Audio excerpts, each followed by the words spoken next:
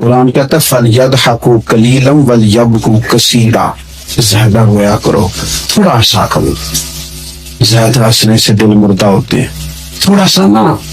کبھی تنہائی میں بیٹھ کے اپنے رب کو، کسی نے کہا تھا کہ الجھے ہوئے لوگوں سے گریزاں نہ ہوا کر، اور حالات کی قبروں کے یہ کتبے بھی پڑھا کر، ہر وقت کا ہنسنا تجھے برباد نہ کر دے، تنہائی کے لمحے ہوں تو کبھی رو بھی لیا کر۔ کبھی اکیلے میں نا رونا بھی چاہیے۔ یہ جو رونا ہوتا ہے نا، رونا دل دی میل گواوے، نالے وچھڑے یار ملاوے۔ کبھی نا بندے کو رونا۔ حضرت سعدی شیرازی نا سخی بڑے تھے، تو قرضہ اٹھا اٹھا کے بھی سخاوت کرتے تھے۔ ایک دن سارے لوگ آ کے بیٹھ گئے، بابا ہمارے پیسے دے۔ تو سارے لوگ آ کے جمع ہو گئے، انہوں نے کہا بابا پیسے، تو وہ سارے پیسے مانگ رہے ہیں۔ تو حضرت سعدی شیرازی کہہ رہے ہیں یار انہیں کھلایا کچھ نہیں، کبھی ان کو کچھ کھانے میں مانا ہے نا۔ ایک نوجوان چھوٹا سا لڑکا وہ کچھ بیچ رہا تھا، بیچتا بیچتا آ گیا حضرت سعدی کے پاس آ کے، اس نے کہا بندے زیادہ جمع ہو تو لوگ وہاں سٹال نہیں لگا لیتے، چلو دکان۔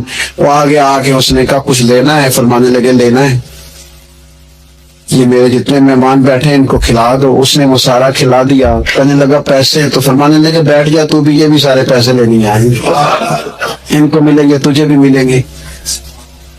اس نوجوان نے رونا شروع کر دیا، کہنے لگا میں تو یتیم ہوں، میری تو بہنیں انتظار کر رہی ہیں کہ 4 پیسے لائے گا، میری اماں نے تو دوائی کھانی ہے۔ حضرت سعدی پریشان ہو گئے، بندوبست کرنے لگے۔ اس کے چند آنسو گرے تھے کہ آپ کا ایک عقیدت مند آیا، اس نے آ کے عرض کی حضور بڑے دنوں سے حاضر ہونا چاہتا تھا، یہ نذرانہ تو رکھ لے تھوڑا سا۔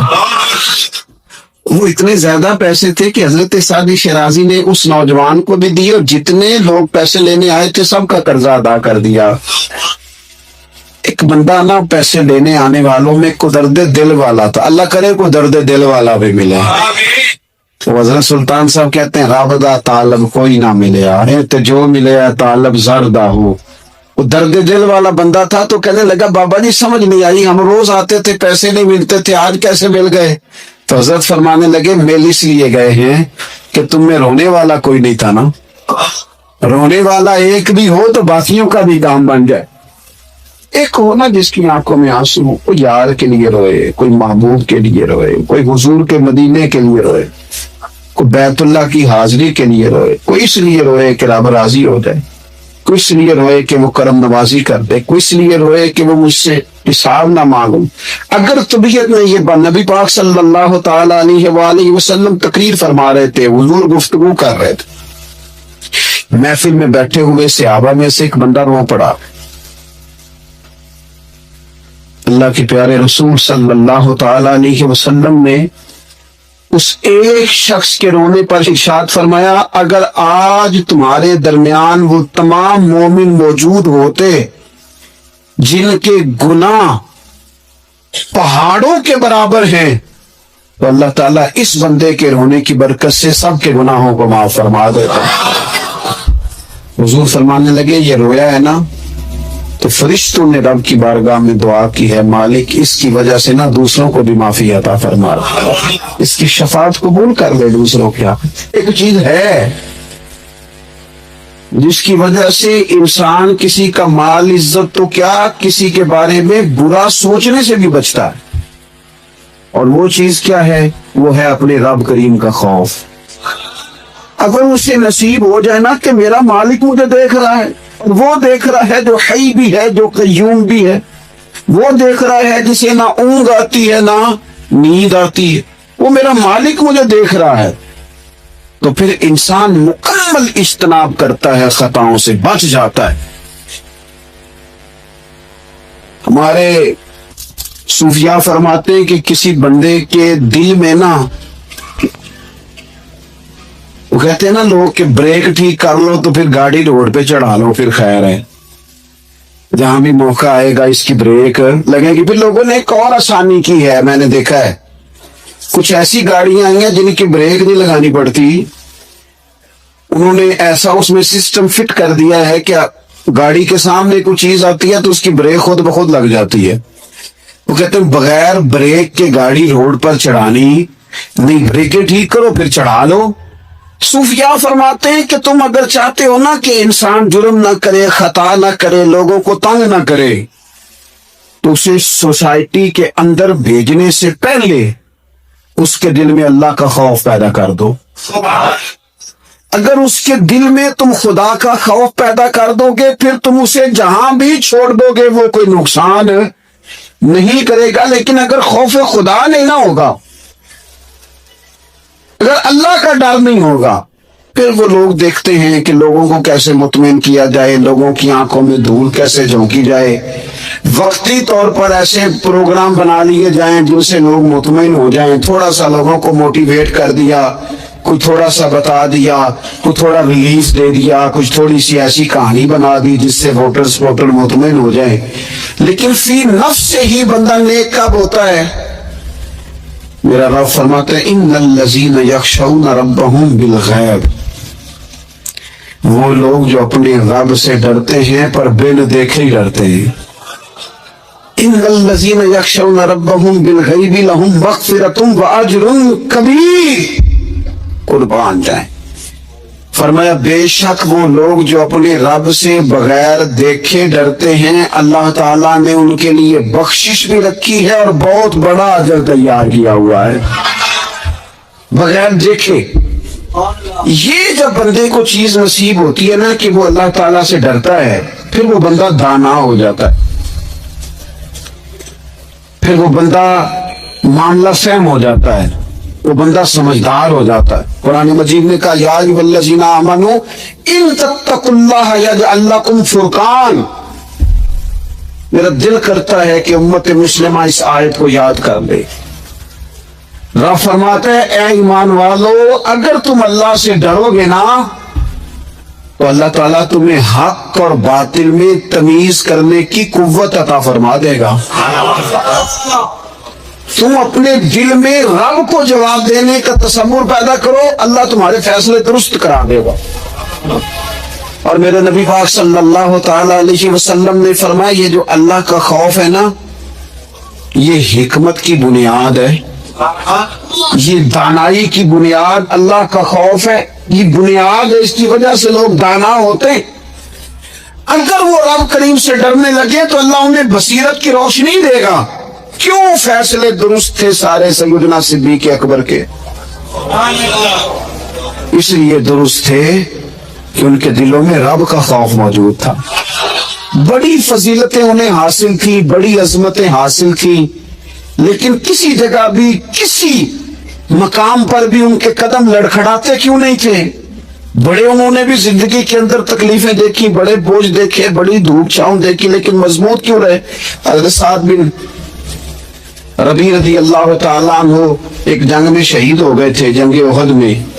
تو ان کی بیٹی ایک دن آئی حضرت صدیق اکبر کے پاس، امیر المومنین کے پاس کسی کام سے. تو جناب سیدنا صدیق اکبر رضی اللہ تعالیٰ عنہ نے چادر بچھا کر اس بیٹی کو بٹھایا اور خود حضرت صدیق اکبر چادر سے نیچے بیٹھ گئے، خود زمین پہ ہیں. اسے آپ نے اعزاز کے ساتھ کپڑے پہ بٹھا رکھا ہے. حضرت عمر فاروق رضی اللہ تعالیٰ عنہ آئے اور آ کے عرض کرنے لگے حضور یہ خاتون کون ہے، بیٹی کون ہے جس کو آپ نے اس قدر زیادہ فضیلت کی جگہ پہ بٹھایا ہے؟ تو حضرت صدیق اکبر رضی اللہ تعالیٰ عنہ فرمانے لگے کہ یہ اس شخص کی بیٹی ہے جو تم سے بھی افضل تھا، مجھ سے بھی افضل تھا. حضرت عمر فاروق رضی اللہ تعالیٰ عنہ عرض کرنے لگے حضور ہم تو یہ سمجھتے ہیں کہ نبیوں کے بعد سب سے افضل آپ ہی ہیں، تو یہ جو آپ سے بھی افضل تھا اس کا کیا معنی ہے؟ حضرت صدیق اکبر فرمانے لگے وہ لوگ کتنے افضل تھے جنہوں نے حضور کی موجودگی میں اپنی جان اپنے رب کی بارگاہ میں پیش کر دی. حضور کے مقدس ہاتھوں میں جن لوگوں کی روحیں پرواز کر گئیں وہ کتنے بڑے لوگ تھے. میری بات کو سمجھیے گا کہ ان لوگوں کے دلوں میں وہ جو عاجزی تھی، وہ جو اللہ تبارک و تعالیٰ کی معرفت تھی، اس نے کس طرح کا بنا. ہمارے ہاں یہ مسئلہ بن گیا ہے کہ ہم ہر ایک سے ڈر رہے ہیں، ہر ایک سے. برادری سے، قبیلے سے، داماد سے، بہو سے، فلانے سے، فلانے سے. میں نے دیکھا بڑے بڑے لوگ ڈرتے ہیں. آپ اگر ناراض نہ ہو تو بعض والدین ہیں جو اولاد سے ڈرتے ہیں. ہاں میں نے کچھ ایسے دنیا دار پیر دیکھے ہیں جو مریدوں سے ڈرتے ہیں. میں نے ایسے لیڈر دیکھے ہیں جو اپنی عوام سے ڈرتے ہیں. کیوں؟ اس لیے کہ میرے نبی پاک علیہ السلام نے فرمایا جو رب سے نہ ڈرے پھر وہ سب سے ڈرتا ہے. اور فرمایا جو رب سے ڈر جائے اللہ مخلوق کا خوف اس کے دل سے نکال دیا کرتا ہے. یہ رب سے نہیں ڈرا تو یہ سب سے ڈرا ہے. اگر رب سے ڈرتا تو کسی سے نہ ڈرتا. اور حضور فرماتے دو خوف اللہ جمع نہیں کرے گا. تم اگر بے خوف زندگی گزارنا چاہتے ہو نا دنیا میں تو ایک خوف پیدا کر لو، وہ رب کا خوف ہے. بے خوف ہو جاؤ.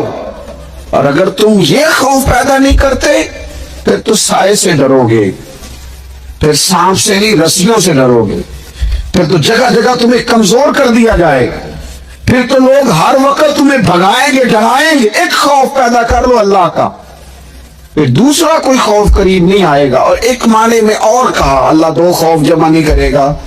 حضور فرماتے ہیں تو دنیا میں رب سے ڈر جانا، رب تجھے آخرت میں نہیں ڈرائے گا. وہ جو اللہ کے ولیوں کے بارے میں کہا لا خوف علیہم ولا هم یحزنون، کیا معنی ہے؟ دنیا میں انہیں صرف اللہ کا خوف تھا، باقی کسی کا خوف نہیں تھا. حضور فرماتے ہیں تو دنیا میں رب سے ڈر جا، قیامت میں تجھے نہیں ڈرائے گا.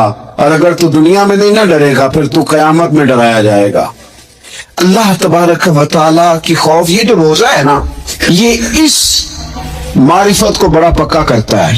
گھر میں کوئی بندہ موجود نہیں، باورچی خانے میں بہترین کھانا مرضی کا پڑا ہے، فریزر پھلوں سے بھرا ہوا ہے، ہر چیز موجود ہے، اور بھوک بھی پوری شدت کی ہے، پیاس بھی پوری لگی ہے. تو چل نہ تو کھا لینا، اور تیرے جائز پیسوں کا ہے، کھا لے.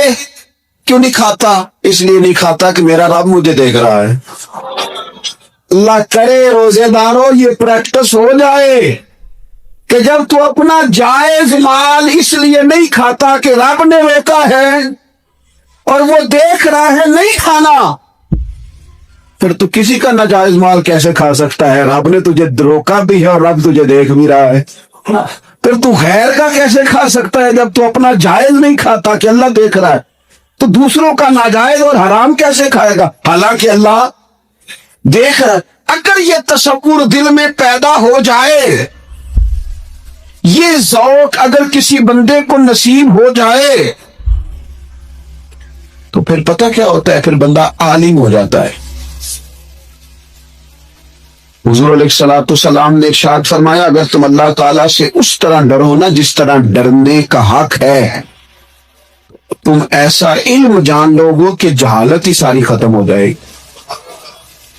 خوف خدا اگر پیدا ہو گیا تو اللہ تعالیٰ تمہیں علم بھی عطا کر دے گا، تمہیں معرفت کا نور ملے گا. یہ ہے وہ علم لدنی جو انسان کو پھر اللہ کی عطا سے مل جاتا ہے. فرمایا اگر اللہ سے ڈرو گے تو رب ایسا علم تمہیں دے گا کہ جہالت ختم ہو جائے گی. اور نبی اکرم صلی اللہ تعالی علیہ وسلم نے فرمایا اگر تم اپنے رب کو کما حقہ پہچان کر دعا مانگو گے نا تو تمہاری دعاؤں سے پہاڑ بھی ہل جایا کریں گے.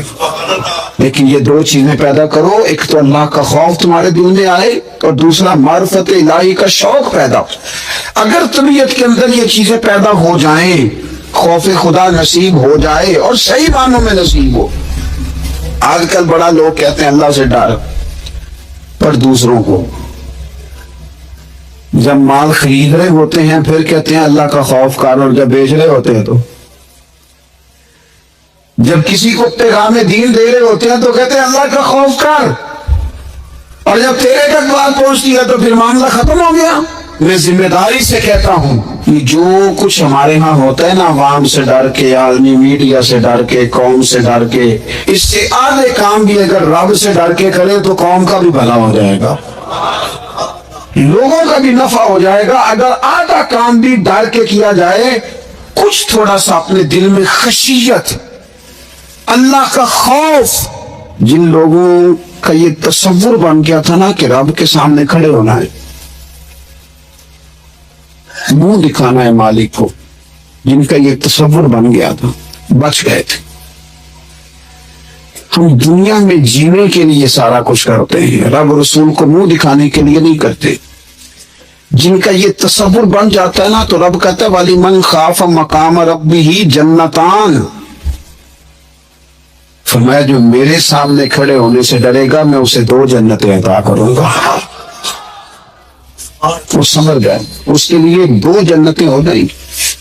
نبی پاک علیہ السلام نے فرمایا تیری آنکھ سے اگر اتنا آنسو نکل گیا نا اللہ کے خوف سے، جتنا مکھی اور مچھر کا پر ہوتا ہے، بڑا روتے ہیں لوگ، میں نے روتے دیکھے ہیں، دولت کے لیے، دنیا کے لیے، دوستوں کی بے وفائی پر، اپنے بچوں کی نافرمانی پر، پیسے نہیں ہے تو رو پڑے، فلانے نے مجھے تنگ کیا تو رو پڑے۔ لوگوں کے لیے روتے ہیں، انسانوں کے لیے روتے، رب کے لیے رو کے دیکھ کتنا رونا ہے۔ حضور فرمانے لگے جتنا مکھی اور مچھر کا پر ہوتا ہے نا، اگر اتنے آنسو رب کے خوف سے تیری آنکھ سے نکل گئے تو حضور فرماتے ہیں جس طرح بھینس کے تھنوں سے نکلا ہوا دودھ دوبارہ تھنوں میں نہیں نہ جاتا، اگر کوئی اتنا بھی رو پڑا جتنا مکھی اور مچھر کا پر ہوتا ہے تو اس بندے کو اللہ دوزخ میں داخل نہیں کرے گا۔ شرط کیا ہے؟ اللہ کے خوف سے، رب کے خالص اللہ کے خوف سے۔ اور تھا لوگوں کو اللہ کا خوف، رب کے سامنے کھڑا ہونا تو ڈرتے تھے۔ حضرت عمر کا جب آخری وقت آیا تھا تو اپنے بیٹے سے کہا تھا مجھے اٹھا کے زمین پہ رکھ دے، میں اپنی پیشانی زمین پہ رکھ کے اپنے رب سے معافی مانگوں۔ حضرت عثمان غنی جیسے لوگ جب قبر کو دیکھ لیتے تھے تو پھر تڑپ کے ان کی ساری داڑھی آنسو سے بھر جاتی۔ حضرت مولا علی شیر خدا رضی اللہ تعالیٰ عنہ نماز کی نیت باندھنے لگتے تو وجود کانپتا، راشا کاری ہو جاتا۔ علی آپ تو شیر ہیں میدانوں کے، ہزاروں لاکھوں تلواروں کے بیچ کبھی نہیں لڑکھڑائے، لیکن یہاں رب کی بارگاہ میں آتے کہاں کیوں گئے؟ تو فرمانے لگے تمہیں پتہ نہیں کس کی بارگاہ میں حاضر ہونے لگا؟ سے ڈر آتا ہے، مالک کے حضور آ گیا، ڈرتے تھے۔ میرے نبی پاک علیہ السلام نے فرمایا اللہ کا خوف یہ دانائی ہے، یہ حکمت ہے۔ صحیح بخاری میں لفظ ہیں، نبی پاک صلی اللہ تعالی علیہ وسلم نے فرمایا ایک شخص تھا، بخاری مسلم میں موجود ہے، ایک بندہ تھا، اسے نا بڑا ڈر آتا تھا کہ رب جب سوال پوچھے گا تو میں نے کیا جواب دینے، اور ہمیں ہمارے نبی پاک علیہ السلام نے فرمایا بھی ہے، حضور نے فرمایا رب تم سے نا 5 سوال پوچھے گا قیامت کے دن اپنے سامنے کھڑا کر کے۔ ساری تیاری لائق بچے بھی جب کر لیتے ہیں نا پیپر دینے کی، ذہین بچے ساری تیاری کر کے نا تو کمرہ امتحان میں جاتے ہوئے پھر بھی ڈرتے ہیں اور کہتے ہیں حضرت صاحب دعا کرنا میرا پیپر ہے۔ بچہ لائق بھی ہے، محنتی بھی ہے، تیاری بھی کی، لیکن ڈر آتا ہے۔ ڈر آتا تھا جب پیپر سٹارٹ ہوتے تھے نا تو کئی قسم کی ایکٹیویٹیز چھوڑ دی جاتی تھی، کھیل چھوڑ دیے جاتے تھے۔ میں نے دیکھا ہے بچے نمازیں شروع کر دیتے تھے، ڈر آتا ہے کہیں پیپر میں کمی نہ کوئی رہ جائے۔ دنیا کے پیپر کے بارے میں یہ معاملہ ہے، اور جب صبح قیامت سوال جواب کیے جائے، حضور فرماتے 5 سوال رب پوچھے گا تم سے قیامت میں۔ سب سے پہلی بات، میں نے تمہیں عمر دی تھی کہاں گزاری تم نے؟ ضائع کر دیا ٹائم سارا، ادھر ادھر بھاگتے آتے جاتے مال کماتے۔ اور پھر عمر میں ایک بہترین حصہ جوانی ہے، حضور فرماتے ایک سوال یہ ہوگا، دوسرا جوانی کہاں گزاری، اور تیسرا سوال پوچھا جائے